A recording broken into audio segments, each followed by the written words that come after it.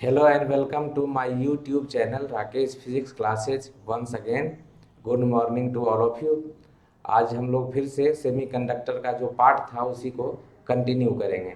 और हमने पहले 18 क्वेश्चन किए थे, 17 क्वेश्चन किए थे। आज 18 क्वेश्चन से 35 क्वेश्चन करेंगे जो हमने बोर्ड पर रख रखे हैं यहाँ पे। तो बोर्ड पर जो क्वेश्चन लिखा हुआ है उसी को डिस्कस करेंगे। ऑब्जेक्टिव क्वेश्चन है या शॉर्ट आंसर टाइप क्वेश्चन है, कह सकते हैं। तो पहला क्वेश्चन इसमें है, जर्मेनियम तथा सिलिकॉन में बैंड अंतराल, बैंड गैप जो होता है जिसको फॉरबिडन एनर्जी गैप भी बोलते हैं। तो जर्मेनियम तथा सिलिकॉन में जो बैंड अंतराल होता है वो क्या होता है? तो हमने क्या कहा था, दो बैंड बनता है। एक नीचे बनता है ना, एक जो बैंड है वो नीचे बनता है जिसको आप कहते हैं वैलेंस बैंड, है ना। इसको संयोजी बैंड कहा जाता है, valence band. Valence band English में बोलते हैं वैलेंस बैंड, वैलेंस बैंड, है ना। इसकी एनर्जी ई से इसको डिनोट कर सकते हैं आप, है ना। और इसके ऊपर एक उच्च ऊर्जा स्तर की पट्टी बनती है जिसको कहते हैं कंडक्शन बैंड। इसको कहा जाता है चालन बैंड। चालन बैंड इंग्लिश में कंडक्शन बैंड, ठीक है ना। इंग्लिश में बोलते हैं इसको कंडक्शन बैंड, कंडक्ट करने वाला बैंड, ठीक है ना। एक तरीके से इसको ई से इसकी ऊर्जा लेवल को, इसके ऊर्जा स्तर को ईसी से संकेत किया जाता है। अब देख लीजिए, ये चालन बैंड है, ये ऊर्जा, और ये ऊर्जा का स्तर जो होता है नीचे होता है।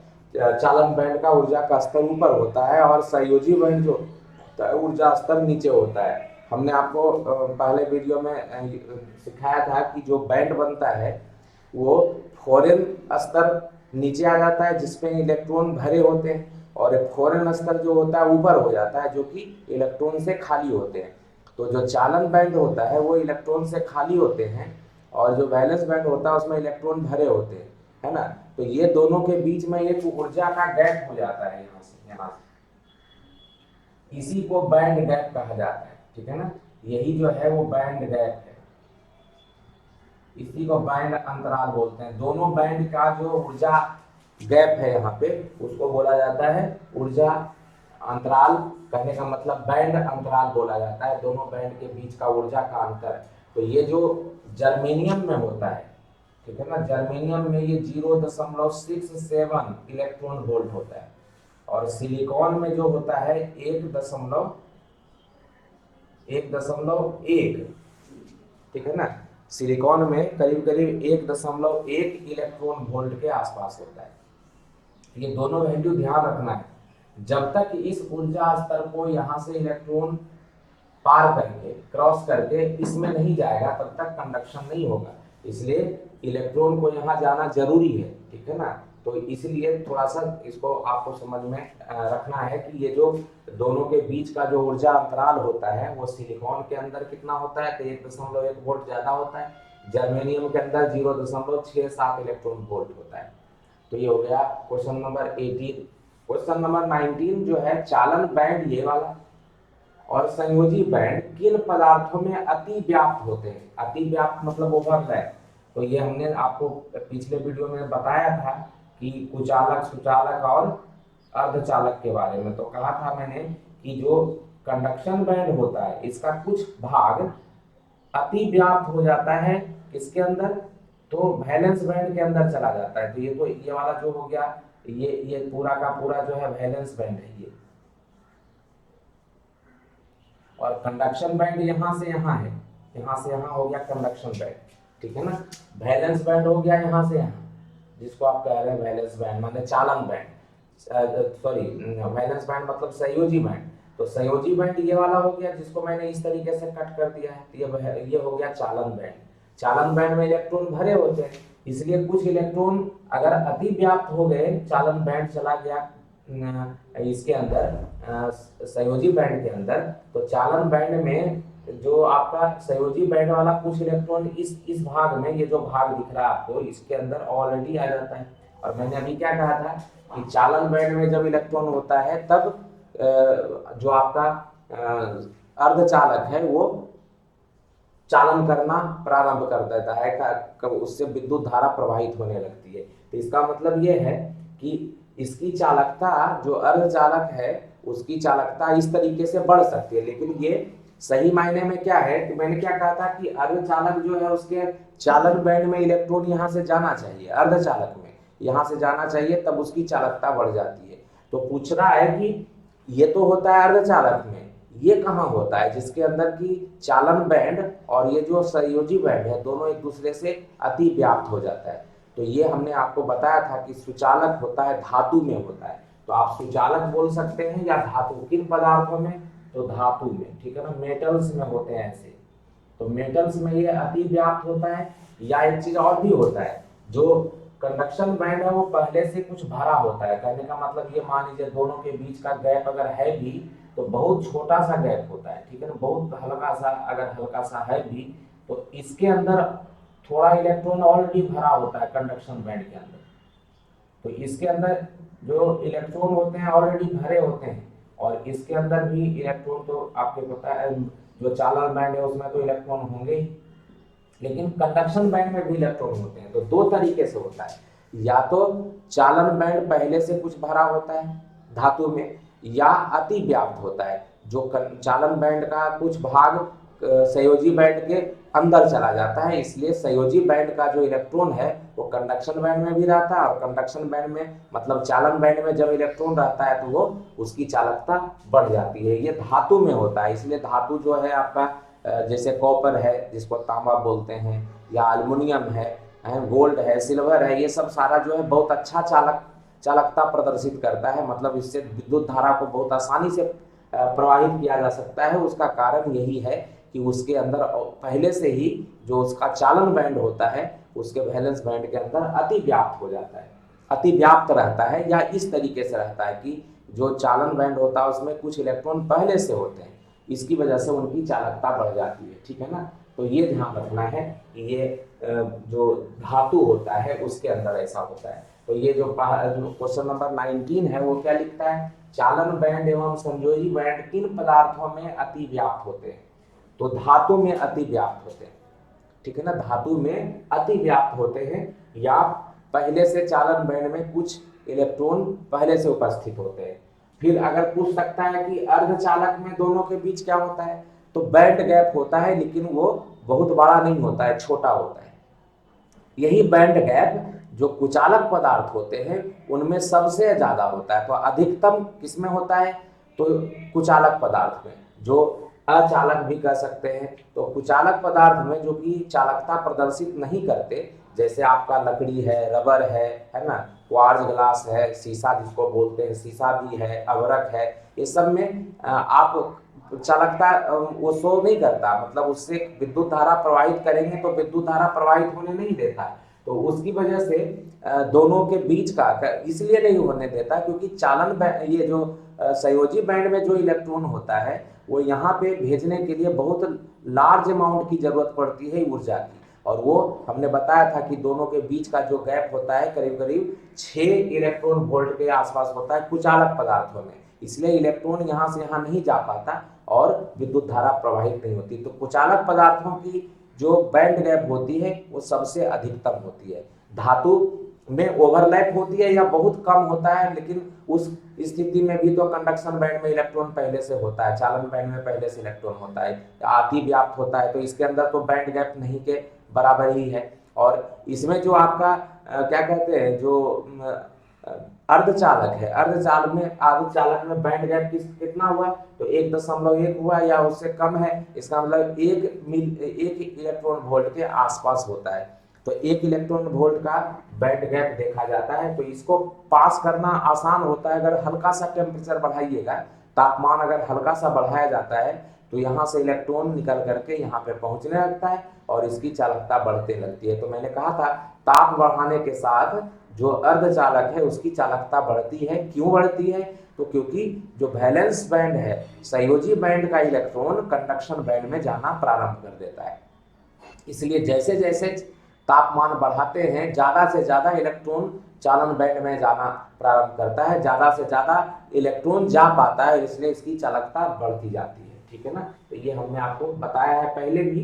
तो इसमें दूसरा क्वेश्चन का जवाब है धातु पदार्थों में या सुचालक पदार्थों में अति व्याप्त होते हैं कौन से बैंड, तो चालन बैंड और संयोजी बैंड। तीसरा है अर्धचालक में विद्युत चालकता का कारण क्या है, तो अर्धचालक में विद्युत चालकता, अर्धचालक हमने पढ़ा है कि एक तो निज होता है जिसको आप आंतरिक भी बोलते हैं, है ना, तो निज जिसको कि आप प्योर बोलते हैं उसको इंट्रिंसिक कहा जाता है। प्योर जर्मेनियम या प्योर सिलिकॉन का क्रिस्टल जो होता है, जो हमने आपको पिछले वीडियो में पूरा बनाया था, वो एकदम शुद्ध होता है, उसकी चालकता भी हमने आपको बताया कि जब ताप बढ़ाते हैं तो जो संयोजी बैंड होता है उसका इलेक्ट्रॉन टूट करके और बाहर निकल जाता है और एक विवर या होल का फॉर्मेशन होता है। मैंने ये बताया था कि ये सिलिकॉन है, मान लीजिए दूसरा सिलिकॉन को यहाँ से इलेक्ट्रॉन देता है, दोनों एक एक इलेक्ट्रॉन शेयर करता है ना, फिर ये वाला एक एक इलेक्ट्रॉन शेयर करता है सिलिकॉन के साथ, कोवेलेंट बॉन्ड बनाता है,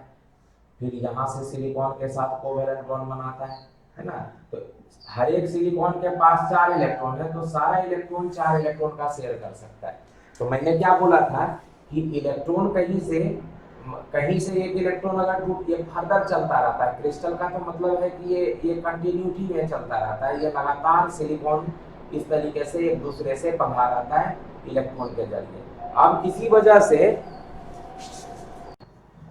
वजह से जो इलेक्ट्रॉन है ना, यहाँ से मैंने कहा था थर्मल, जब आप ताप बढ़ाएंगे, ठीक है ना, ताप बढ़ाने से क्या होगा, इलेक्ट्रॉन टूटना स्टार्ट होगा, है ना, तो ताप जैसे ही बढ़ता है तो कोई इलेक्ट्रॉन, मान लेते हैं ये वाला इलेक्ट्रॉन, कोई भी इलेक्ट्रॉन ताप बढ़ाए और इलेक्ट्रॉन को ऊर्जा मिला, तो इलेक्ट्रॉन ये बॉन्ड जो संयोजी बॉन्ड है, वैलेंस बॉन्ड है ना, ये एक्चुअली में क्या है, वैलेंस बैंड है ना, तो बॉन्ड जो बना हुआ है दोनों के बीच में आपको पता है सहसंयोजक बंधन है, तो सहसंयोजक बंधन है जिसको आप कोवैलेंट बॉन्ड बोलते हैं, तो ये इलेक्ट्रॉन टूट करके बाहर आ जाता है, फ्री हो जाता है। इसी को मैंने कहा था मुक्त इलेक्ट्रॉन या फ्री इलेक्ट्रॉन, है ना, मुक्त हो जाता है, बॉन्ड से बाहर आ जाता है, मुक्त इलेक्ट्रॉन है। तो यहाँ पे क्या होता है, तो मैंने कहा था होल पैदा हो जाता है ना, इसी को हमने क्या कहा था, होल, है ना, हिंदी में इसको कहते हैं विवर या कोटर भी बोलते हैं, ये पैदा हो जाता है। अब जो है ये इलेक्ट्रॉन चूंकि स्वतंत्र है घूमने के लिए, तो ये अगर इस लाइटिस में ये जो क्रिस्टल है उसके अंदर घूमेगा तो इसकी वजह से विद्युत धारा प्रवाहित होगी, क्योंकि ये फ्री हो गया तो ये घूमेगा। और जो इलेक्ट्रॉन है विद्युत धारा के प्रवाह के लिए इलेक्ट्रॉन पता ही है आपको कि वही उत्तरदायी होता है, इलेक्ट्रॉन जिस दिशा में जाता है उसके विपरीत दिशा में विद्युत धारा प्रवाहित होती है। ये होल जो होता है, जो खाली स्थान बन गया, यहाँ से इलेक्ट्रॉन बाहर आ गया तो ये खाली स्थान बन गया। अब ये खाली स्थान बन गया तो ये सिलिकॉन जो है, ये सिलिकॉन है, ये चाहता है कि हमारा ये जो बंधन है, जो सहसंयोजक बंधन है वो पूरा हो, तो यहाँ तो एक इलेक्ट्रॉन आएगा तब ना पूरा होगा, इसलिए ये बगल से कोई इलेक्ट्रॉन को इस डायरेक्शन में लाने की टेंडेंसी रखता है। और अगर आप इस दिशा में कोई विद्युत धारा प्रवाहित कर दें, विद्युत धारा नहीं, विद्युत क्षेत्र लगा दें, तो और भी ज्यादा इसको सपोर्ट करता है, विद्युत क्षेत्र के विपरीत दिशा में इलेक्ट्रॉन क्या कहते हैं, मूव करता है। अगर मैं इसका एक विद्युत क्षेत्र लगा दूं, इस तरीके से कोई विद्युत क्षेत्र लगा दूं, ई से जिसको संकेत करते हैं, तो आपको पता है विद्युत क्षेत्र अपनी दिशा के विपरीत दिशा में इलेक्ट्रॉन को ले जाता है, तो इस दिशा के विपरीत दिशा में जाएगा।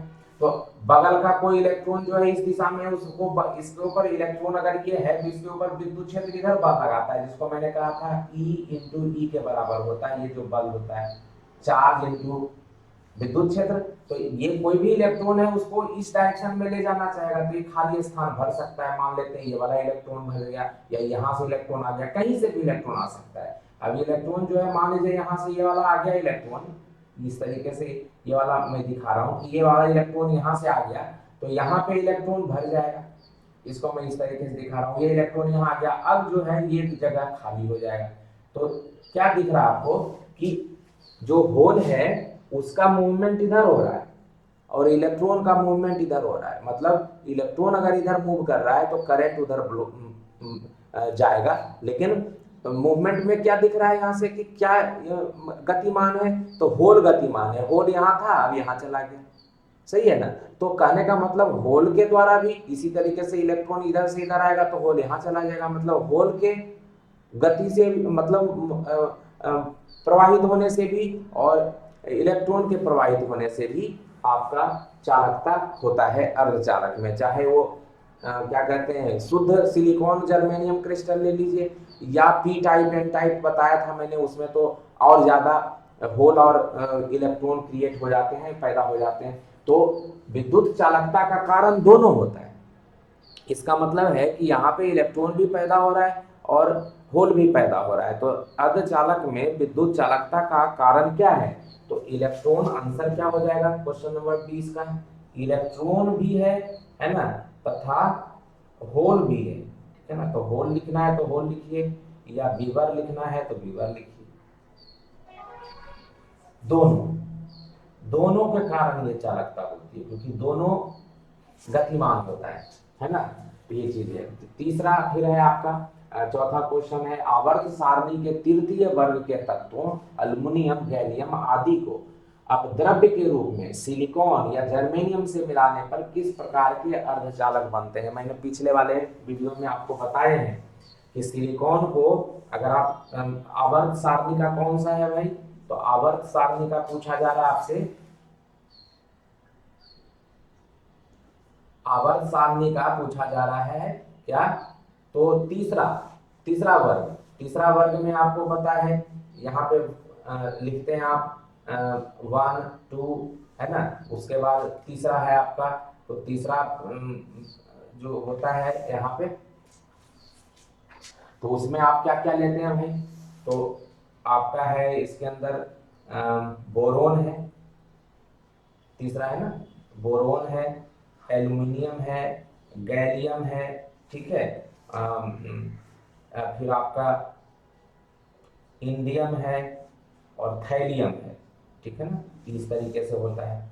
और इसके बाद जो 4 वाला है उसके अंदर आपको बोरोन के बाद कार्बन होता है ना, कार्बन, उसके बाद सिलिकॉन होता है, सिलिकॉन के बाद जर्मेनियम होता है, ठीक है ना, उसके बाद एसएन होता है ना, उसके बाद पीबी होता है। ये तो हो गया 4 वाला। फिर 5 वाला अगर लीजिएगा, ठीक है ना, जिसको कि ग्रुप में बोला जाता है, ऐसे तो इसको सही बोलिए तो तृतीय वर्ग लिखा है, लेकिन ये 13 14 15 होता है। तो ये 5 वाला जो है ये हो जाएगा आपका नाइट्रोजन होता है, ठीक है ना, फास्फोरस होता है, फास्फोरस के बाद आर्सेनिक होता है, उसके बाद एंटीमनी होता है, उसके बाद बिस्मथ होता है। अब ये तो दिख गया इससे 3 लिखने का मतलब ये है कि इसके आउटर मोस्ट ऑर्बिट में 3 इलेक्ट्रॉन होते हैं, इसके आउटर मोस्ट ऑर्बिट में 5 होते हैं। तो ये हो गया 5 संयोजकता वाला, ये हो गया 3 संयोजकता वाला, है ना। लेकिन ऐसे अगर सारणी में देखिएगा तो 1 2 के बाद 3 4 5 6 जो है डी ब्लॉक आता है, उसके बाद 13 से स्टार्ट होता है, 13 14 15 ही होता है। लेकिन वही बात है, इसके आउटर मोस्ट में 3 होता है, इसके आउटर मोस्ट में 5 इलेक्ट्रॉन होता है। तो आपको तो पता है 4 वाले को हम 4 वाले में अब द्रव्य मिलाते हैं, या तो 3 मिलाते हैं या तो 5 मिलाते हैं। 4 वाला जो है सिलिकॉन जर्मेनियम ये शुद्ध होता है, सिलिकॉन जर्मेनियम जो है शुद्ध होता है, कहने का मतलब ये जो है बनता है उसको इंट्रिंसिक कहते हैं, जिसको आप निज या आंतरिक बोलते हैं, ठीक है ना। तो ये इंट्रिंसिक सेमीकंडक्टर बोलते हैं, इंट्रिंसिक सेमीकंडक्टर, निज अथवा आंतरिक। और इसी में इसको मिलाते हैं, अल्युमिनियम को मिलाइएगा तो 3 संयोजकता वाला, तो ये बन जाएगा पी टाइप, ठीक है ना। जर्मेनियम में गैलियम को मिलाइएगा 3 संयोजकता वाला पी टाइप, ठीक है ना। सिलिकॉन के अंदर फास्फोरस मिलाइएगा 5 संयोजकता वाला तो एन टाइप, ठीक है ना। जर्मेनियम के अंदर एस मिलाइएगा 5 संयोजकता वाला तो एन टाइप। ये ध्यान रखना है, 5 संयोजकता वाला मिलाएंगे तो एन टाइप, 3 संयोजकता वाला मिलाएंगे तो पी टाइप। और सिलिकॉन के आगे है एल्युमिनियम, तो सिलिकॉन में एल्युमिनियम मिलाएंगे अगर पी बनाना है तो, ठीक है ना। तो ये ध्यान रखिएगा कि ये तो पी जो लिखा हुआ है फास्फोरस लिखा हुआ है, तो ये गलती मत कर दीजिएगा, ठीक है ना। ये फास्फोरस का है, हमने यहाँ एन बनाया है। तो ये हो गया आपका आवर्त सारणी के तृतीय वर्ग के तत्वों को अब द्रव्य के रूप में सिलिकॉन या जर्मेनियम से मिलाने। तृतीय वर्ग का तत्व इसमें एल्युमिनियम गैलियम लिख ही दिया आपको। तो एल्युमिनियम गैलियम को जब भी मिलाएंगे सिलिकॉन जर्मेनियम से तो पी टाइप का बनेगा, ठीक है ना। मिलाने पर किस प्रकार के अर्धचालक बनते हैं, तो पी टाइप के अर्धचालक बनते हैं, पी टाइप सेमीकंडक्टर बनता है, ठीक है। ये हो गया आपका। फिर कह रहा है क्वेश्चन नंबर 22, तो ये क्वेश्चन नंबर 21 था। क्वेश्चन नंबर 22 कह रहा है वर्जित बैंड की चौड़ाई किन पदार्थों में अधिकतम होती है। सबसे पहला क्वेश्चन बनाते समय आपको बताया कि वर्जित बैंड की चौड़ाई कुचालक पदार्थों में सबसे ज्यादा होती है, जो अचालक होते हैं, जो कि जिनके अंदर इलेक्ट्रॉन मुक्त अवस्था में बहुत कम होते हैं। ठीक, तो वर्जित बैंड की चौड़ाई किन पदार्थों में अधिकतम होती है, तो क्वेश्चन नंबर 22 का आंसर हो जाएगा कुचालक पदार्थ। जैसे कुचालक पदार्थ में आप रबर लेते हैं, शीशा लेते हैं, अबरक लेते हैं, क्वार्ट्ज ग्लास लेते हैं, ठीक है ना। ये सारे के सारे प्लास्टिक होता है। ये इनके अंदर जो वर्जित बैंड होता है, जो बैंड गैप होता है, यहाँ पे बैंड अंतराल लिखा है वही है, वर्जित बैंड जो होता है वो सबसे ज्यादा होता है कुचालक पदार्थों में। तो बैंड गैप बोलिए या फॉरबिडन एनर्जी बोलती है, फॉरबिडन एनर्जी गैप जो है या फॉरबिडन बैंड जो है उसी को वर्जित बैंड बोलते हैं। की चौड़ाई किन पदार्थों में अधिकतम, तो अधिकतम होती है कुचालक पदार्थों में, और किन पदार्थों में न्यूनतम, तो सुचालक पदार्थों में। जैसे धातु जो होता है उसके अंदर न्यूनतम होता है, और कुचालक पदार्थ रबर, शीशा, अबरक ये सब में सबसे अधिक होता है, ठीक है। फिर कह रहा है कंडक्शन बैंड किस पदार्थ में अंशतः खाली होते हैं, किस पदार्थ में अंशतः खाली होते हैं कंडक्शन बैंड। तो ये भी आपको समझ में आना चाहिए कि कंडक्शन बैंड पूरा खाली नहीं होता, अंशतः खाली होता है। तो पूरा खाली नहीं होता, जब ओवरलैप करता है तो कुछ भाग उसका संयोजी बैंड में चला जाता है, या पहले से कुछ भाग भरा होता है। तो मैंने कहा था कि कंडक्शन बैंड जब धातु में देखते हैं तो जो कंडक्शन बैंड मतलब चालन बैंड, तो देख रहे हैं हिंदी में भी आपको कंडक्शन लिख देता है, इंग्लिश से कंडक्शन लेकिन लिख देता है, तो आपको पता होना चाहिए कि कंडक्शन क्या होता है, वैलेंस क्या होता है। तो कंडक्शन बैंड जो होता है वो जब धातु लेते हैं तो उसके अंदर कुछ ना कुछ भरा रहता है पहले से, या उसका कुछ भाग चालन बैंड के अंदर अति व्याप्त हो जाता है, ओवरलैप हो जाता है, जिससे कि कंडक्शन बैंड में पहले से इलेक्ट्रॉन होते हैं। मतलब क्या हुआ, कुछ भाग भर गया, कुछ भाग खाली है। तो अंशतः खाली कहाँ होता है, तो चालक के अंदर, या कह सकते हैं सुचालक पदार्थ धातु के अंदर, ठीक है ना। तो क्वेश्चन नंबर 23 क्या हो गया, अंशतः खाली कहाँ होता है भाई, तो सुचालक पदार्थ में, सुचालक पदार्थ, ठीक है ना, जिसको आप धातु बोलते हैं, तो कह सकते हैं सुचालक पदार्थ धातु, ठीक है ना। तो ये हो गया क्वेश्चन नंबर 23। फिर है 4n खाली स्तरों के उच्च ऊर्जा पट्टी को, अभी बताए थे आपको जब पहला क्वेश्चन में डायग्राम बताए थे। 4n खाली स्तर का उच्च ऊर्जा पट्टी जो होता है वो उच्च ऊर्जा पट्टी होता है, खाली भी होता है। देखिए आपको दो दो चीज दे दिया है, यहाँ पे खाली स्तर बोल ही दिया। तो जब खाली स्तर होता है ऊर्जा पट्टी तो वो उच्च वाला चालन बैंड कहा जाता है। 4n खाली स्तरों के उच्च ऊर्जा पट्टी को क्या कहा जाता है, तो चालन बैंड कहा जाता है, ये चालन बैंड कहा जाता है, ठीक है ना। तो चालन बैंड ऊपर बनता है ना। पहला वाला क्वेश्चन का मैंने बताया है, उसमें अंदर डायग्राम बनाया था, चालन बैंड ऊपर बनता है, संयोजी बैंड नीचे बनता है। संयोजी बैंड और दोनों के बीच में बैंड अंतराल होता है, जो पहला क्वेश्चन बता रहे थे।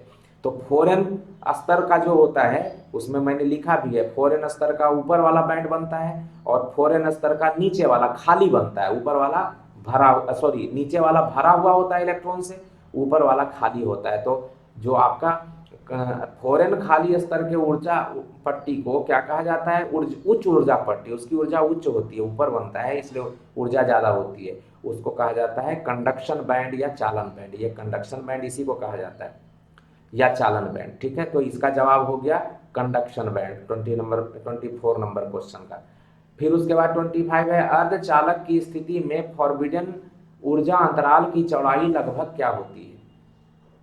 अर्धचालक की स्थिति में फॉरबिडन ऊर्जा अंतराल की चौड़ाई लगभग क्या होती है। अभी आपको बताया था सिलिकॉन का 1.1 इलेक्ट्रॉन वोल्ट होता है, जर्मेनियम का 0.67 होता है, मतलब 1 इलेक्ट्रॉन वोल्ट के आसपास होता है। अर्धचालक की स्थिति में फॉरबिडन ऊर्जा अंतराल 1 इलेक्ट्रॉन वोल्ट के आसपास होती है। तो लगभग का है, तो क्वेश्चन नंबर 25 का जवाब हो गया आपका 1 इलेक्ट्रॉन वोल्ट, ठीक है ना। क्वेश्चन नंबर कौन सा है, तो 25 है, 1 इलेक्ट्रॉन वोल्ट के आसपास। ठीक है। क्वेश्चन नंबर 6 जो कह रहा है आपका कि आंतः अर्धचालन चालक में विद्युत चालन कब संभव है।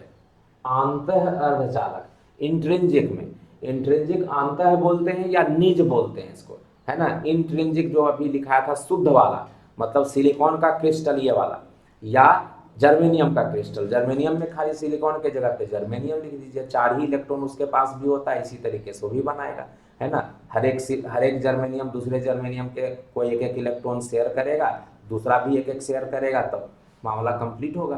तो ये कह रहा है अंतः अर्धचालक मतलब शुद्ध अर्धचालक, इंट्रिंजिक, हमने लिखवाया था आपको कि अंतः या निज अर्धचालक शुद्ध जर्मेनियम या क्रिस्टल से बने होते हैं, ठीक है ना। तो वो क्रिस्टल ये है, और उसके अंदर आपको पता है कि जब तक ताप नहीं बढ़ाएंगे तब तक ये इलेक्ट्रॉन टूट के बाहर नहीं आएगा, और टूट के बाहर नहीं आएगा तो इलेक्ट्रॉन यहाँ मुक्त नहीं होगा और होल भी नहीं बनेगा। तो ऐसे स्थिति में इसकी चालकता संभव नहीं है। तो क्या कह रहा है कि आंतः अर्धचालक में विद्युत चालन कब संभव है, जब ताप बढ़ाया जाता है। चालन तभी संभव है जब तापमान बढ़ाया जाता है, जिससे कि जो उसका संयोजी बैंड है उसका इलेक्ट्रॉन टूटे, है ना, निकल के बाहर आए और वहाँ पे इलेक्ट्रॉन मुक्त हो जाए और एक होल का निर्माण हो, जो कि क्रिस्टल के अंदर जो देखते हैं ये जो सहसंयोजी बंधन है, तो जो संयोजी बंधन है या बॉन्ड है उसके अंदर मूव करता है। ये देख रहे हैं बॉन्ड से बॉन्ड मूव कर रहा है, यहाँ से यहाँ चला गया, फिर यहाँ से किसी उधर से इलेक्ट्रॉन आएगा तो बॉन्ड जाएगा, तो ये बॉन्ड टू बॉन्ड मूव करता है, मतलब ये वैलेंस बैंड के अंदर ही मूव करता है, ठीक है ना। ये इलेक्ट्रॉन कंडक्शन बैंड में चला जाता है, तो ये इसकी एनर्जी मुक्त हो जाती है। ताप ऊर्जा जब देते हैं तो ये ऊर्जा ज़्यादा ले लेता है और वो बैंड गैप को क्रॉस कर जाता है, तो ये चला जाता है कंडक्शन बैंड में, और ये जब वैलेंस बैंड में ही मूव करता है। तो कहने का मतलब क्या है कि जो निज अर्धचालक है, आंतः अर्धचालक है, विद्युत चालन कब संभव है, जब उसका तापमान बढ़ाया जाता है, ठीक है ना। तो तापमान बढ़ाने से ऐसा संभव है, जिसमें कि मुक्त ऊर्जा जो है, मुक्त इलेक्ट्रॉन वहाँ से जो वैलेंस बैंड है वहाँ से कंडक्शन बैंड में जाता है इलेक्ट्रॉन मुक्त होकर के।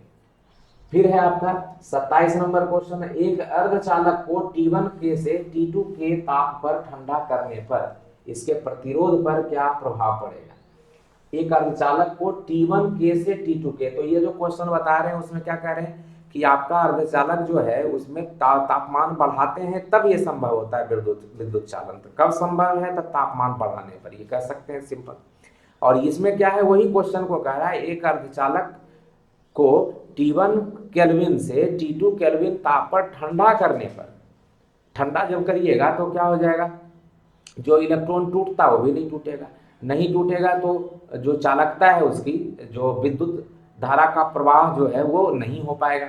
नहीं होने का क्या अर्थ होता है कि जब प्रतिरोध बढ़ जाता है, ऐसा ही तो बोलते हैं कि किसी भी धातु का प्रतिरोध जब बढ़ाया जाता है तो उसके अंदर विद्युत धारा जो प्रवाहित होती है उसका मान कम हो जाता है। तो मतलब ये है कि विद्युत धारा को अगर प्रवाहित करना है तो उसका जो प्रतिरोध है वो कम करना पड़ेगा। तो प्रतिरोध कम करने के लिए आपको पता है कि निज जो अर्धचालक है उसके अंदर हम क्या करते हैं, तो तापमान बढ़ाते हैं, तो यहाँ तो तापमान घटा रहे हैं इसके अंदर, है ना। ये जो तापमान है क्या कर रहे हैं, घटा रहे हैं। T1 के से T2 के ताप पर ठंडा करने पर इसके प्रतिरोध पर क्या प्रभाव पड़ेगा।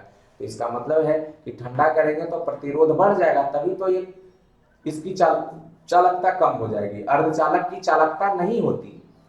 और आपने पढ़ा है कि परम शून्य तापमान पर अर्धचालक कुचालक के तरह व्यवहार करता है। ये क्वेश्चन भी खूब आता है, अर्धचालक किस तापमान पर कुचालक के तरह व्यवहार करता है, तो 0 केल्विन पर, 0 केल्विन पर करता है, 0 के, है ना।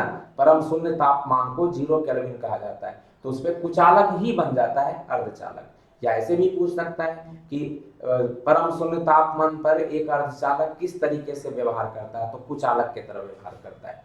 तो ये ठंडा ही तो कर रहे हैं, ठंडा कर रहे हैं तो इसका मतलब है इसका प्रतिरोध बढ़ जाएगा। कुचालक का प्रतिरोध बहुत ज्यादा होता है, ठीक है ना। तो ये वही बात यहाँ पे आ रहा है कि अर्धचालक को अगर ठंडा करेंगे तो उसका प्रतिरोध क्या होगा, तो चूंकि ये इलेक्ट्रॉन यहाँ पे जब नहीं टूटेगा, नहीं बाहर आएगा, तो इसकी चालकता कम हो जाएगी। चालकता कम होने का मतलब विद्युत धारा जो है ये प्रवाहित नहीं होने देगा, मतलब उसका प्रतिरोध बढ़ेगा, तो प्रतिरोध बढ़ जाएगा। तो क्वेश्चन नंबर 27 का आंसर हो जाएगा इसका प्रतिरोध बढ़ जाएगा, ठीक है ना। फिर क्वेश्चन नंबर है आपका 28, 4n भरे स्तरों के निम्न ऊर्जा पट्टी को क्या कहा जाता है। अभी समझाए थे आपको कि 4n खाली स्तर है तो ऊपर चला जाता है, जिसको हम बोलते हैं कंडक्शन बैंड या चालन बैंड, ये लिखा हुआ है। और नीचे वाला स्तर लेवल भरा रहता है, जिसको हम निम्न ऊर्जा पट्टी बोलते हैं, क्योंकि उसकी ऊर्जा कम होती है और कम इलेक्ट्रॉन पहले वहीं भरता है जहां पे ऊर्जा कम होता है, आपको पता है, इसलिए भरा स्तर होता है, तो उसकी ऊर्जा निम्न होती है। और इस पट्टी को वैलेंस बैंड या संयोजी बैंड कहा जाता है। वैलेंस बैंड या संयोजी बैंड इसको बोलते हैं। तो क्वेश्चन नंबर 28 का जवाब हो जाएगा संयोजी बैंड या वैलेंस बैंड, ठीक है। 4n भरे स्तरों के निम्न ऊर्जा पट्टी को क्या कहते हैं, तो संयोजी बैंड कहते हैं या वैलेंस बैंड कहते हैं, ठीक है ना। तो वैलेंस बैंड का इंग्लिश अगर आपको लिखना है तो क्वेश्चन नंबर कौन सा है, 28 है, ठीक है ना। 26 का तो तापमान बढ़ाने से था, तापमान बढ़ाने पर, ठीक है ना। तो 27 अगर बोलिएगा तो 27 का है कि प्रतिरोध बढ़ता है, प्रतिरोध बढ़ जाएगा, ठीक है ना। और क्वेश्चन नंबर 28 का जो है वो उसको बोला जाता है वैलेंस बैंड या संयोजी पट्टी बोलिए या बैंड बोलिए। Question number 29, question number 29 PN संधि डायोड है, उसको अभी बता रहे हैं आपको संधि डायोड किसको कहते हैं, मूल गेट किसको कहते हैं। तो ये क्वेश्चन आपको कराया था मूल गेट किसको कहते हैं। मूल गेट में 3 गेट आता है आपको, और आता है ना, एंड आता है, एंड गेट को भी बोलते हैं, एंड नॉट आता है। 3 गेट को मूल गेट कहा जाता है, तो ये ध्यान रखना है, एंड और नॉट, ठीक है ना। और इसका बुलियन बुलियन व्यंजक भी पूछता है, और का बुलियन व्यंजक क्या है, तो हमने आपको सिखाया था कि y is equal to A plus B, ये इसका बुलियन व्यंजक, ठीक है ना, बुलियन व्यंजक है, बुलियन व्यंजक, ठीक है ना।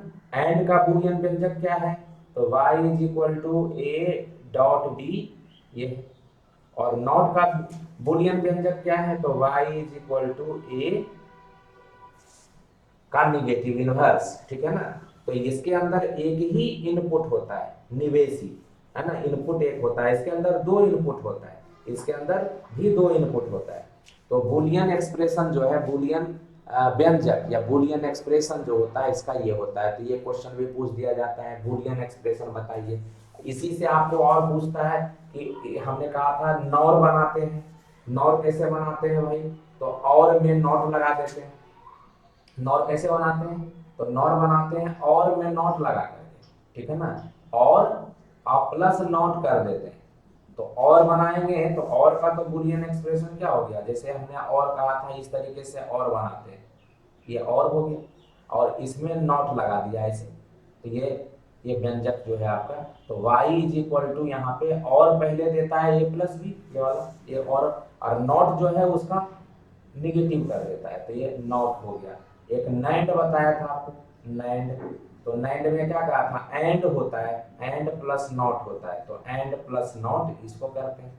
और एंड प्लस नॉट कैसे बनाइएगा, तो एंड जो है आपका इस तरीके से बनाते हैं, है ना, ये एंड में भी 2 होता है और यहाँ पे नॉट लगाते हैं, तो ये नॉट इस तरीके से होता है।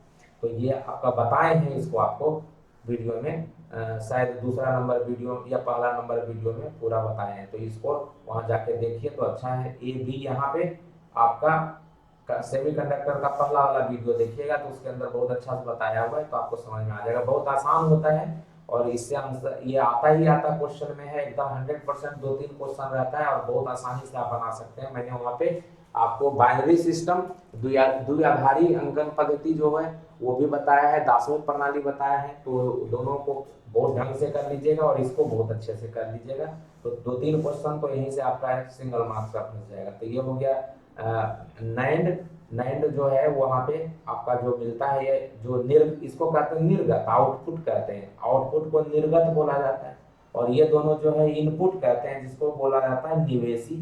तो निवेशी दो है, आउटपुट यहाँ पे क्या बनता है ए डॉट बी, तो ये एंड वाला होगा, ये एंड देगा। और उसके ऊपर ये जो है नॉट के लिए चिन्ह लगाते हैं, तो नॉट कर देंगे।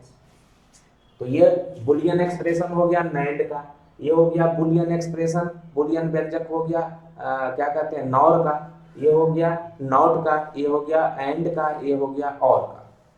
ठीक है ना। मूल गेट किसको कहते हैं, तो तीनों को कहते हैं, और को, एंड को, नॉट को मूल गेट कहा जाता है। ठीक है ना। तो ये हमने आपको जो तीन बताए आपको उसके बारे में। ठीक है ना। अब है आपका पीएन संधि के बारे में। तो पीएन संधि के बारे में हम लोग करेंगे एक एक करके। जो क्वेश्चन है शायद करीब करीब पीएन संधि के ऊपर है। तो पीएन संधि आप लोग को थोड़ा सा समझाना पड़ेगा। तो पीएन संधि पहले समझिए। तो यहाँ पे जो पीएन संधि डायोड के बारे में मैंने लिखा है, तो वो पीएन, ये जो क्वेश्चन है पीएन संधि डायोड का उपयोग किस प्रकार करते हैं, या पीएन संधि की अगर अभिनति दशा या उत्क्रम अभिनति दशा किसको बोलते हैं। तो पीएन संधि डायोड छूट गया यहाँ पे। पीएन संधि डायोड की अग्र अभिनति दशा किसे कहते हैं, या पीएन संधि डायोड का उपयोग किस प्रकार किया जाता है। तो पीएन संधि का मतलब है कि हमने जो दो तरह का जो अर्धचालक बनाया था, पी टाइप और एन टाइप, है ना, उसकी भी चालकता को और दूसरे तरीके से प्रयोग करने के लिए पी और एन को मिला दिया जाता है। और पी और एन को मिलाने से जो बनता है डायोड, उसको बोला जाता है, उसको हम पीएन संधि डायोड कहते हैं।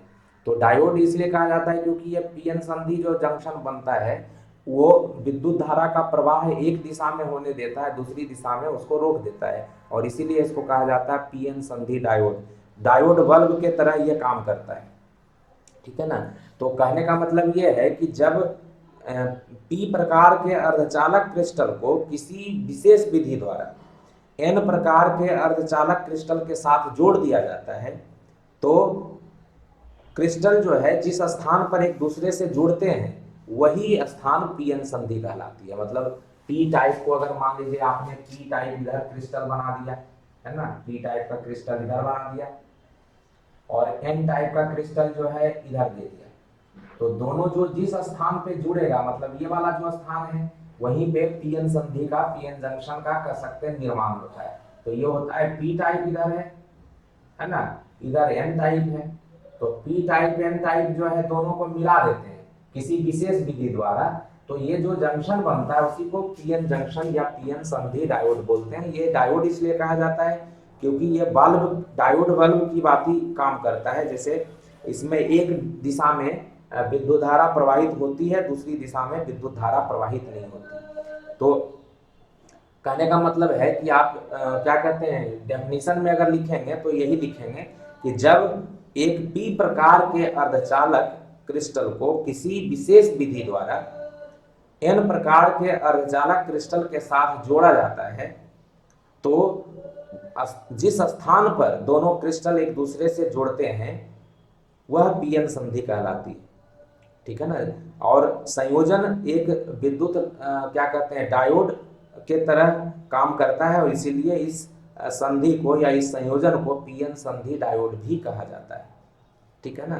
तो इसको लिख सकते हैं आप लोग, तो लिखिएगा तो लिख लीजिए, मैं स्टेट कर देता हूँ, और इसको आप लोग लिख लीजिएगा तो अच्छी बात है। पीएन संधि डायोड किसे कहते हैं, ये क्वेश्चन आ सकता है, तो मैं दो बार बोल देता हूँ, आप इसको लिख लीजिए। जब एक पी प्रकार के अर्धचालक, जब एक पी प्रकार के अर्धचालक, जब एक पी प्रकार के अर्धचालक क्रिस्टल को, अर्धचालक क्रिस्टल को किसी विशेष विधि द्वारा, किसी विशेष विधि द्वारा,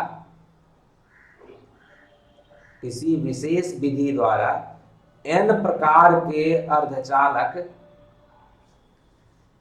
एन प्रकार के अर्धचालक,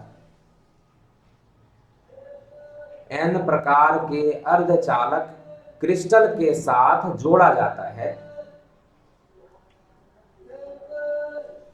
n प्रकार के अर्धचालक क्रिस्टल के साथ जोड़ा जाता है, n प्रकार के अर्धचालक क्रिस्टल के साथ जोड़ा जाता है, तो जिस स्थान पर क्रिस्टल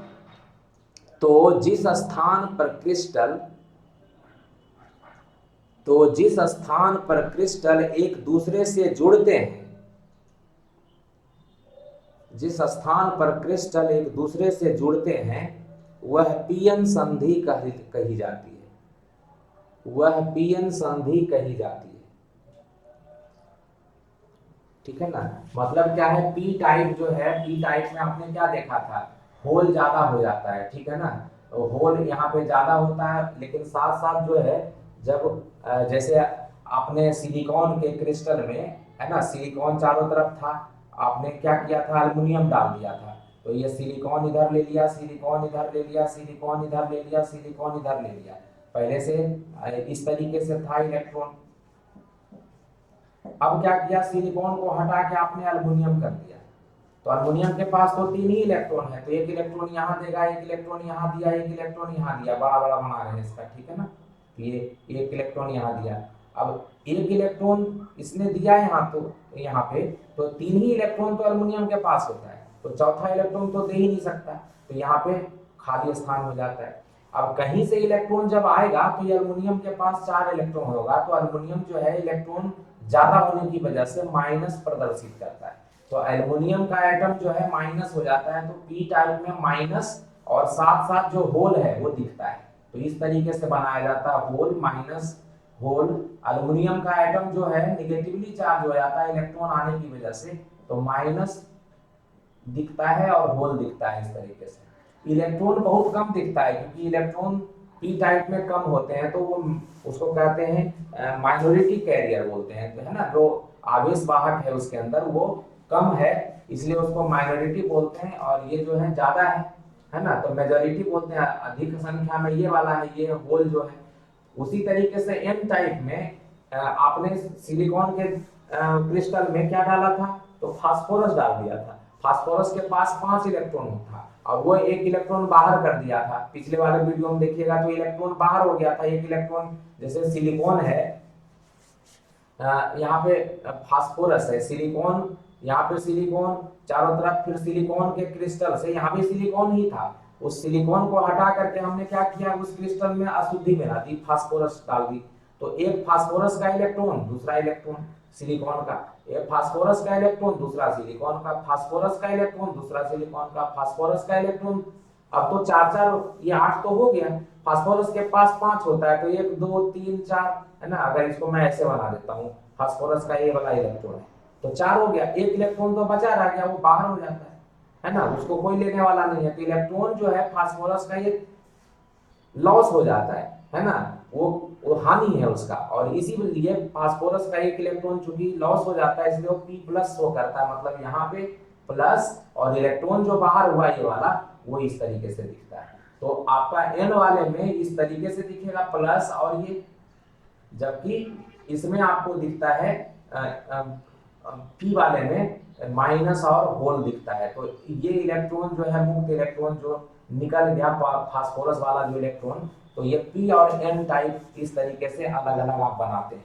अब दोनों को जब मिलाते हैं तो जो प्लस ये वाला इलेक्ट्रॉन है, और अगर यहाँ पे आप किसी तरीके से पीएन जंक्शन जब करते हैं तो इलेक्ट्रॉन और ये जो होल है ये दोनों से एक दूसरे से मिलना शुरू कर देते हैं, और मिलते हैं तो जहां पे मिलते हैं, तो संधि की बात कर रहा हूं, वहां पे क्या होता है, विसरण होता है इन दोनों का, तो ये जो होल और ये जो होल इलेक्ट्रॉन है और होल मिल करके ये खत्म हो जाता है, न्यूट्रल हो जाता है, क्योंकि ये तो होल है, इसके जगह पे इलेक्ट्रॉन जाता है तो ये बॉन्ड बन जाता है, आपको दिखाई थे, तो ये बॉन्ड बन गया तो ये खत्म हो जाता है, तो इस साइड में जो बीच में होता है धीरे धीरे ये माइनस वाला जो है ये इकट्ठा होना शुरू हो जाता है, यहाँ पे ये माइनस वाला इकट्ठा होना शुरू हो जाता है, और इस तरीके इस तरफ जो है प्लस वाला इकट्ठा होना शुरू हो जाता है, तो थोड़ी देर के बाद यहाँ पे जो ये प्लस वाला बहुत ज्यादा हो जाता है, माइनस वाला बहुत ज्यादा हो जाता है, तो ये जो फर्दर जो है इलेक्ट्रॉन और होल का मिलना बंद हो जाता है, ठीक है ना। इलेक्ट्रॉन और होल का मिलना बंद हो जाता है और वहीं पे ये जो है प्लस माइनस एक क्रिएट हो जाता है। और आपको पता है कि प्लस और माइनस के डायरेक्शन में, प्लस से माइनस के डायरेक्शन में विद्युत क्षेत्र पैदा हो जाता है। तो ये अर्धचालक के अंदर जो पीएन जंक्शन है उसके अंदर एक विद्युत क्षेत्र अंदर में पैदा हो जाता है। और यही अंदर में जो विद्युत क्षेत्र पैदा होता है वो आपको पता है कि विद्युत क्षेत्र की दिशा में होल विद्युत क्षेत्र की दिशा में जो धन आवेश होता है वो गतिमान होता है और उसके विपरीत दिशा में इलेक्ट्रॉन गतिमान होता है। तो ये जो विद्युत क्षेत्र पैदा हो गया, ये यहाँ के इलेक्ट्रॉन को, जो यहाँ पे आपको इलेक्ट्रॉन दिख रहा था, इस इलेक्ट्रॉन को अब आने नहीं देता। क्यों? क्योंकि विद्युत क्षेत्र के विपरीत दिशा में इसके ऊपर बल लगता है। ये विद्युत क्षेत्र इधर है तो इलेक्ट्रॉन के ऊपर ये विद्युत क्षेत्र जो EI पैदा हो गया, ये जो इसके बीच में दोनों के विसरण से, डिफ्यूजन से जो इधर प्लस वाला रह गया, केवल इलेक्ट्रॉन तो डिफ्यूज कर गया, इस ये वाला इलेक्ट्रॉन इसके साथ ये वाला इलेक्ट्रॉन, तो इधर केवल प्लस रह गया, इधर केवल माइनस रह गया और उसकी वजह से विद्युत क्षेत्र पैदा हो गया प्लस और माइनस के बीच में, प्लस से माइनस के डायरेक्शन में। अब विद्युत क्षेत्र क्या करता है, तो इलेक्ट्रॉन को अपनी दिशा के विपरीत दिशा में बल लगाता है, तो फोर्स लगाएगा। और होल पॉजिटिव है तो इसके ऊपर अपनी दिशा में बल लगाएगा, तो ये होल है उसके ऊपर भी इधर बल लगा रहा है और इलेक्ट्रॉन के ऊपर भी इधर बल लगा रहा है। तो यहाँ पे दोनों के बीच में जो विसरण हो रहा था, डिफ्यूजन हो रहा था, वो बंद हो जाता है और ये बैरियर का निर्माण करता है जिसको प्राचीर बैरियर बोलते हैं इसी को। और इसी एक ये जो रीजन बन जाता है इसी को वर्जित क्षेत्र बोलते हैं, डिप्लीशन लेयर बोलते हैं, वर्जित क्षेत्र बोलते हैं। तो डिप्लेशन लेयर बन जाता है थोड़ी देर के बाद, ठीक है ना। डिप्लेशन लेयर बनता है जहां पे फर्दर डिफ्यूजन नहीं होता, मतलब वो रुक जाता है। और ये जो प्लस माइनस है इसके बीच में, प्लस माइनस आपको पता है, प्लस हाई पोटेंशियल होता है, माइनस लो पोटेंशियल होता है। तो प्लस माइनस के बीच में एक पोटेंशियल मतलब विभव पैदा हो जाता है जिसको विभव प्राचीर बोलते हैं, पोटेंशियल बैरियर बोलते हैं। विभव प्राचीर, पोटेंशियल बैरियर कहने का मतलब क्या है कि ये जब तक ये पोटेंशियल को, ये जो बैरियर है, इस प्राचीर को जब तक ये होल इधर क्रॉस नहीं करेगा या इलेक्ट्रॉन इधर क्रॉस नहीं करेगा तब तक इसमें विद्युत धारा प्रवाहित नहीं होती। तो पीएन जंक्शन में जो ये बैरियर है, ये बैरियर जब बनता है तो इस बैरियर को जो इलेक्ट्रॉन है ये इधर क्रॉस करना जरूरी है और ये होल है उसको भी इधर क्रॉस करना जरूरी है, तभी उसके अंदर विद्युत धारा प्रवाहित होती है। और उसी के लिए हमको पीएन जंक्शन को अग्र अभिनति जो है उसमें लगाना पड़ता है, तब उसके अंदर विद्युत धारा प्रवाहित होती है। तो अग्र अभिनति वही बताएंगे, लेकिन ये जो बना उसी को कहते हैं पीएन संधि, पीएन जंक्शन बोलते हैं, ये जो बन गया दोनों के बीच में। तो जब पीएन संधि जंक्शन बनता है तो उसमें क्या होता है भाई, तो मैंने बताया कि एक रीजन बनता है दोनों का जहां पे मिलन होता है, जो जिस स्थान पर, वहां पे एक डिप्लीशन लेयर बनता है जिसको वर्जित क्षेत्र बोलते हैं और उसमें एक विभव पैदा होता है जिसको विभव प्राचीर बोलते हैं। तो कह सकते हैं कि ये जो डिप्लीशन लेयर है, सॉरी वर्जित क्षेत्र नहीं, अवक्षय परत बोलते हैं। देखो गलती बोल दिया, डिप्लीशन लेयर को अवक्षय परत बोलते हैं, डिप्लीशन लेयर अवक्षय परत बोलते हैं, ठीक है ना। इसमें जो है अवक्षय परत एक बन जाता है और उसी परत का करीब करीब जो अगर चौड़ाई पूछा जाता है तो अवक्षय परत की चौड़ाई जो करीब करीब होती है 10⁻⁻⁶ मीटर की होती है, तो बहुत कम होती है, ठीक है ना। अवक्षय परत की चौड़ाई होती है और जो विभव प्राचीर बनता है वो 0.1 से 0.5 वोल्ट का बनता है। तो ये जो विभव प्राचीर होता है 0.1 वोल्ट से 0.5 वोल्ट तक का होता है। तो ये ध्यान रखना है, ये क्वेश्चन 1 नंबर में आपसे पूछा जा सकता है, ठीक है। तो आपसे अगर पूछा जाए कि विभव प्राचीर क्या होता है तो क्या बोलेंगे, अवक्षय परत के सिरों के बीच, अवक्षय परत के सिरों के बीच उत्पन्न विभवांतर को विभव प्राचीर कहते हैं। अवक्षय परत यही हो गया डिप्लीशन लेयर, अवक्षय परत के सिरों के बीच उत्पन्न विभवांतर को क्या कहा जाता है, पोटेंशियल बैरियर कहा जाता है, ठीक है ना। और अवक्षय परत क्या है, तो संधि के निकटस्थ, संधि के निकट दोनों भागों पर एक पतली परत के रूप में बहुत छोटे क्षेत्र में, ठीक है ना, जो है आवेश वाहक नहीं रह जाते हैं, आवेश वाहक मतलब इलेक्ट्रॉन और होल नहीं रह जाते हैं, उसी क्षेत्र को अवक्षय परत कहा जाता है, ठीक है ना। तो क्या लिखिएगा, अवक्षय परत का जो डेफिनेशन है वो लिखेंगे क्या कि संधि के निकट दोनों ओर, संधि के निकट दोनों ओर पतली परत के रूप में बहुत छोटे क्षेत्र में, संधि के निकट दोनों ओर पतली परत के रूप में बहुत छोटे क्षेत्र में, बहुत छोटे क्षेत्र में 10⁻⁻6 मीटर बोला है, तो बहुत छोटे क्षेत्र में गतिशील आवेश इलेक्ट्रॉन अथवा होल, गतिशील आवेश इलेक्ट्रॉन अथवा होल नहीं रह जाते हैं,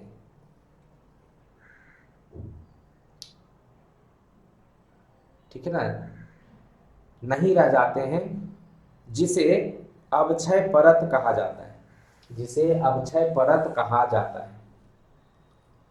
और विभव प्राचीर तो बताया कि विभव प्राचीर क्या होता है, तो अवक्षय परत के दोनों, ठीक है ना, अवक्षय परत के सिरों के बीच, मतलब दोनों तरफ जो है सिरा, तो अवक्षय परत के सिरों के बीच उत्पन्न विभवांतर को विभव प्राचीर कहा जाता है, ठीक है ना। तो अब जो है ये प्राचीर को, मैंने जो कहा प्राचीर जो 0.1 वोल्ट से 0.5 वोल्ट की कोटि का होता है, इसको पास करना जरूरी होता है, तभी जो क्या कहते हैं आपका विद्युत धारा पीएन जंक्शन डायोड में प्रवाहित होता है। तो पीएन जंक्शन जो होता है उसको ये तो हमने बताया, लेकिन पीएन जंक्शन डायोड में जो अगर अभिनति की दिशा, इसका जो सिंबल होता है वो इस तरीके से होता है, ये पी होता है ना, और ये एन होता है, तो इसको एन पीएन जंक्शन और इसके अंदर ये बनाया जाता है, ये हो गया इनपुट जिसको आप निवेशी बोलते हैं, ये हो गया आउटपुट, ठीक है ना। तो ये है, ये पी होता है, ये एन होता है, पीएन जंक्शन को इस तरीके से बनाते हैं। पी को जब प्लस से, कहने का मतलब पी जो पार्ट है, अगर पीएन जंक्शन में पी वाले को अगर आप बैटरी के पॉजिटिव से और एन वाले को बैटरी के निगेटिव से जोड़ देते हैं, तो इसको कहते हैं अग्र अभिनति की दिशा, प्लस माइनस।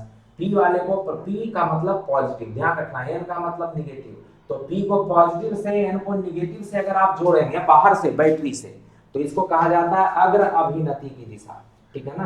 तो यहाँ पे देखिए लिखा हुआ है पीएन संधि की अग्र अभिनति दिशा दशा किसे कहते हैं, तो पीएन संधि का जो अग्र अभिनति दिशा है इसको फॉरवर्ड बायस इंग्लिश में बोलते हैं, फॉरवर्ड बायस,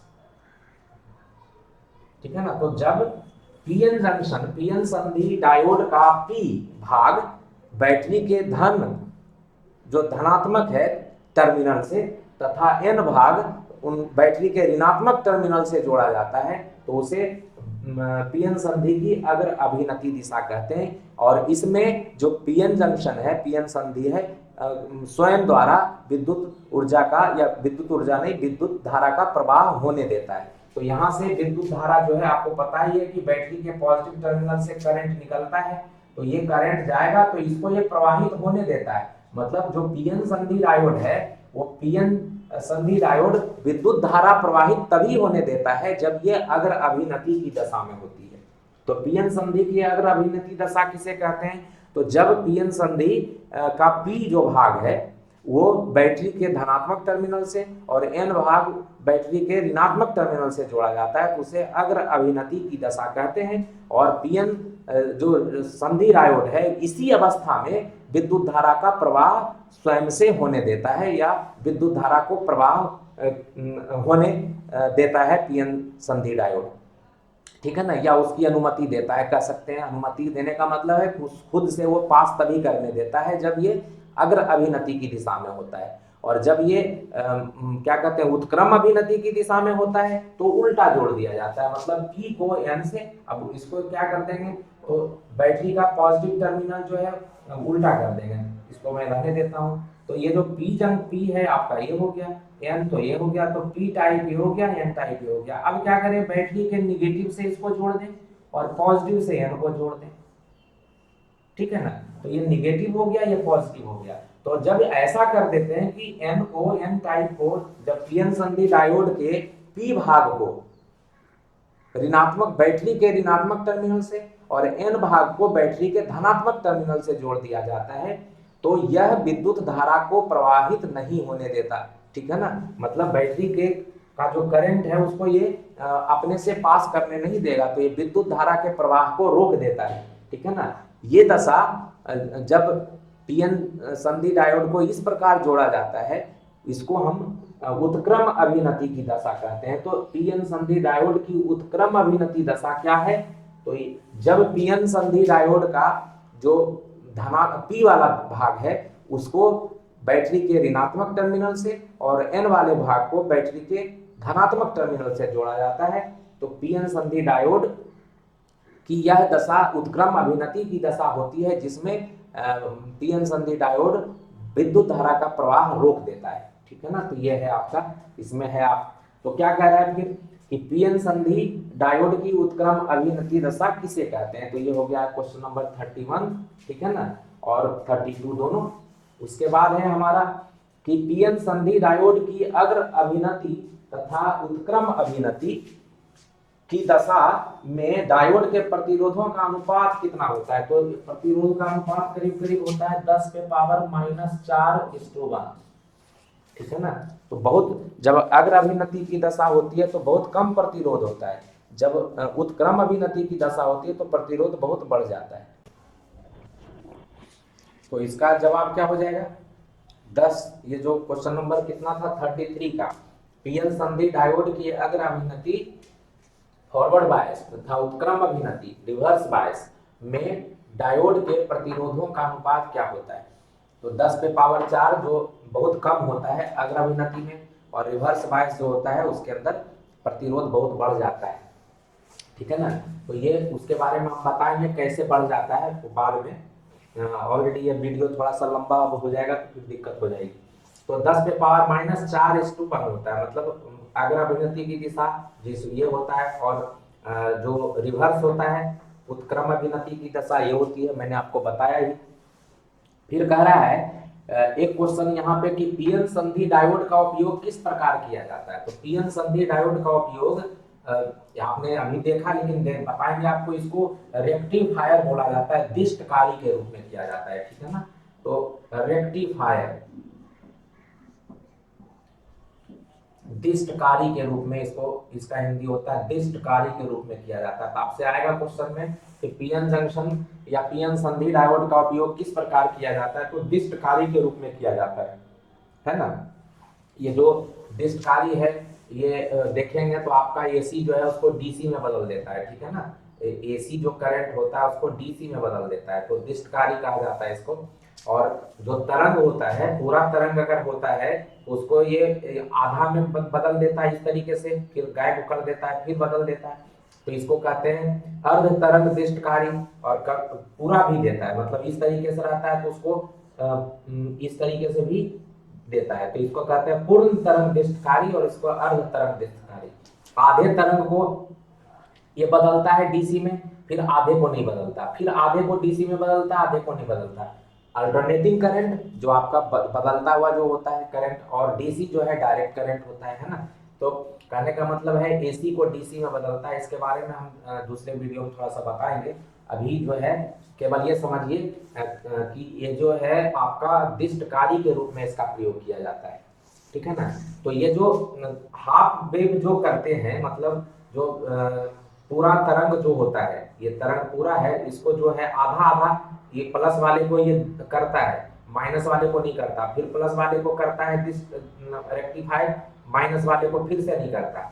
लेकिन इसमें सबको ये प्लस माइनस इस तरीके से ये वेव है, तो इसके अंदर सबका करता है ना, ये सबको क्या कहते हैं रेक्टिफाई करता है। तो दिष्टकारी यहाँ पे पूर्ण रूप से है, यहाँ अर्ध रूप से है।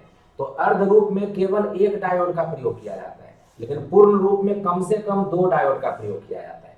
ठीक है ना, तो ये ध्यान रखना है कि जब अर्ध तरंग के रूप में प्रयोग किया जाता है तो एक डायोड, और जब पूर्ण तरंग के रूप में दिष्टकारी, पूर्ण तरंग दिष्टकारी जो है इस तरीके से प्रयोग किया जाता है तो कम से कम न्यूनतम 2 की आवश्यकता होती है। पूर्ण तरंग दिष्टकारी के रूप में संधि डायोड का प्रयोग करने के लिए कितने डायोड की न्यूनतम आवश्यकता होती है? क्वेश्चन नंबर 34, तो उसका आंसर होगा 2, ये वाला।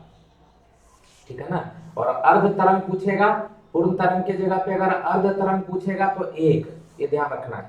ठीक है ना, हो गया पीएन संधि डायोड का इसका मतलब उपयोग किस प्रकार किया जाता है? तो दिष्टकारी के रूप में किया जाता है, इसका आंसर दिष्टकारी जो हो गया है ना। और एक क्वेश्चन बच गया आपका, कौन सा? तो ये वाला अग्र अभिनति संधि डायोड जिसमें प्रकाश उत्सर्जित होता है, एलईडी जो फेमस पढ़ते हैं आप, लाइट एमिटिंग डायोड एलईडी, ठीक है ना। तो एलईडी जो होता है लाइट एमिटिंग डायोड है, वो अग्र अभिनति की दशा में होता है। अग्र अभिनति की दशा में वो प्रकाश उत्सर्जित करता है। तो वही लिखा है अग्र अभिनति संधि डायोड जिसमें प्रकाश उत्सर्जित होता है उसे क्या कहा जाता है, एलईडी कहा जाता है, लाइट एमिटिंग डायोड कहा जाता है, ठीक है ना। प्रकाश उत्सर्जक डायोड, प्रकाश उत्सर्जक डायोड, लाइट एमिटिंग डायोड, ठीक है ना, डायोड कहा जाता है। तो हिंदी में तो ये हो गया, इंग्लिश में हो जाएगा लाइट एमिटिंग डायोड। खूब जानते हैं आप लाइट एमिटिंग डायोड का प्रयोग रोज क्या कहते हैं बड़े पैमाने पे आजकल हो रहा है। तो एलईडी जो है बल्ब भी हम लोग यूज कर रहे हैं एलईडी। तो ये जो है एलईडी आपका जो होता है वो लाइट एमिटिंग डायोड होता है। तो उसके अंदर देखते हैं ना कि एक छोटा छोटा जो है उसके ऊपर पट्टी लगा होता है जो कि येलो कलर का होता है। तो वो जो है लाइट एमिटिंग डायोड्स हैं। तो उसको वो लाइट एमिट करते हैं और आपको वो इतना लाइट मिलता है, ठीक है ना। तो अगले वीडियो में फिर हम और भी डिस्कस करते हैं जो भी चीज़ इसका बचा रह गया है। और तब तक आप इसका अध्ययन कीजिए, फिर अगले वीडियो में मिलते हैं। नए साल का आप लोग को मुबारकबाद, अच्छे से मनाइए, स्वस्थ रहिए और अपना ध्यान रखिए। अभी का समय थोड़ा सा उसमें बचे भी रहना है और अपने स्वास्थ्य का ध्यान भी रखना है। और जो नया साल है उसका भी जश्न मनाना है। तो नए साल का मुबारकबाद एक बार फिर से आप लोगों को, ठीक है। तब तक मिलते हैं फिर अगले वीडियो में, बाय।